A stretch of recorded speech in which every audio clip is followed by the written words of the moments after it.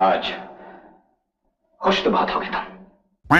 Exactly मैं यही बात बिहार के लोगों से कहना चाहूँगी, क्योंकि जो 10-10 हज़ार लेकर बिहार के लोग बिक गए थे, अपने वोट बेचे थे, बीजेपी को वोट दिया था, उन सभी लोगों को और पूरे बिहार वासियों को इसका इनाम मिल चुका है। तो बिहार वासियों, आप सभी लोगों को कामराज यूनिवर्सिटी के टॉपर, हाफी डिफिट और प्लांटी वाले नए सीएम मुबारक हो।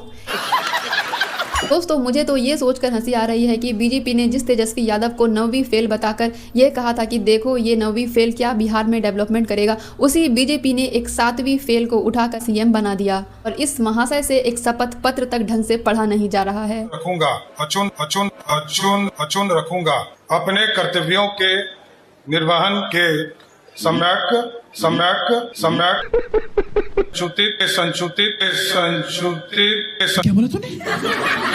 दोस्तों, जिस बीजेपी ने बिहार का पूरा इलेक्शन ही जंगल राज के मुद्दे पे लड़ा था, लोगों को जंगल राज का भय दिखाकर चुनाव लड़ा था कि देखो यदि लालू एंड फैमिली फिर से सत्ता में आई तो बिहार में एक बार फिर से जंगल राज युग शुरू हो जाएगा, लेकिन खुद क्या किया, नीतीश कुमार का चेहरा दिखाकर सीएम किसी और को बना दिया। और बनाया भी तो किसे बनाया, उसी जंगल राज में विधायक रहे, मंत्री रहे, इंडे मवाली, एक मर्डरर, हिंदू मुस्लिम के बीच में जहर घोलने वाले और जाति के नाम पर लोगों को लड़ाने वाले को सीएम बना दिया। सम्राट चौधरी, बताइए, इस देश में मैं कैमरे पर कह रहा हूं, इससे ज्यादा आपराधिक चरित्र का आदमी इस पूरे देश में इतने बड़े पद पर नहीं है। तो सम्राट चौधरी के ऊपर आईपीसी की कई धाराओं के तहत अलग अलग मामलों में केस दर्ज है। ये आदमी जो 6 लोगों के हत्या के आरोप में एक्यूज था, लालू प्रसाद के शासनकाल में हुए चर्चित Shilpi Gautam rape and murder case में ये इंसान आरोपी था। इस मुद्दे को खुद भाजपा के सुशील मोदी ने उठाया था जब सम्राट चौधरी आरजेडी में था। आज भाजपा ने खुद उसी जंगल राज वाले एक गुंडे को उठाकर सीएम बना दिया। दोस्तों, मैं यहाँ फिलहाल सम्राट चौधरी के क्राइम रिकॉर्ड्स पे इन डिटेल नहीं जाऊंगी, क्योंकि यदि हम इस पे डिस्कस करेंगे तो ये वीडियो बहुत ज्यादा बड़ी हो जाएगी। तो आप लोगों को इसके क्राइम रिकॉर्ड्स के बारे में तो पता ही होगा। दोस्तों, मुझे तो ये सोचकर हैरत हो रही है कि नीतीश कुमार और लालू प्रसाद यादव जैसे लोग जो कि इतने पढ़े लिखे थे, नीतीश कुमार जिनको बिहार में सबसे ज्यादा पढ़े लिखे नेताओं में से एक माना जाता है, लालू प्रसाद यादव जिनके पास एमए और एलएलबी की डिग्री थी, इन लोगों के शासनकाल में बिहार पिछड़ा राज्य बनकर रह गया।